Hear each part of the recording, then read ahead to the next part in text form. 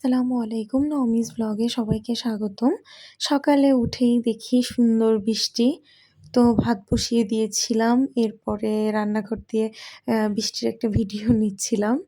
তো আজকে রান্না করব ইলিশ মাছ সকাল, সকাল। এটা আমার ব্যস্ততম সকাল। তো চলুন রান্না করি। প্রথমে কড়াইয়ে তেল দিয়ে নিলাম, তারপরে পেঁয়াজ কুচি দিলাম। আর পেঁয়াজ কুচিটাকে একটু ভাজা, ভাজা করে নিয়ে দিয়ে দিব জিরা। তো একটু জিরা দেওয়ার পরে আমি সামান্য একটু পানি দিয়ে নিয়েছি। জিরাটা ভাজা হয়ে গেলে এরপরে দিয়ে দিয়েছি লবণ, তারপরে দিয়েছি সামান্য আদা রসুন পেস্ট। এরপর একটু নেড়ে-চেড়ে সুন্দর করে দিয়ে দিয়েছি আ হলুদের গুঁড়ো, তারপরে ধনিয়া গুঁড়ো আর হচ্ছে মরিচের গুঁড়ো। সব মসলায় অল্প, অল্প দিয়েছি কারণ ইলিশ মাছের একটা নিজস্ব ফ্লেভার থাকে। বেশি মসলা দিয়ে দিলে ইলিশ মাছের টেস্টটা তো ভালো লাগে না। তো এইজন্যই ইলিশ মাছটাকে আমি অল্প মসলা দিয়ে ভালো করে কষিয়ে নিচ্ছি।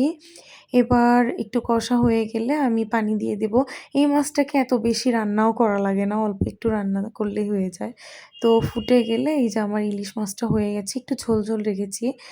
আর এটা আমি এখন আমার হাসব্যান্ডকে অফিসে দিয়ে দিব। এজন্য আমি সুন্দর করে আ আ ঝোল আগে বাটির মধ্যে দিয়ে নিচ্ছিলাম। এরপরে উপরের বাটি ঢাকনাটা দিয়ে উপরে আমি ইলিশ মাছটা দিয়ে দিলাম। এরপরে সকালের নাস্তা হিসেবে এই যে চিয়া সিড আমি রাত্রে ভিজিয়ে রেখেছিলাম। আর দিয়ে দিয়েছি খেজুর, কিশমিশ, বাদাম, ডিম সিদ্ধ। তো একসাথে ২ জনই খেয়ে নিয়েছি। খেয়ে নিয়ে তারপর ও চলে যাবে দেখে ওকে টিফিন বক্সটা দিয়ে দিয়েছি। এভাবেই আমার প্রতিদিনের ব্যস্ততম সকালবেলাটা কাটে ও যাওয়া অবধি। সবাই জানাবেন কেমন হয়েছে। ধন্যবাদ।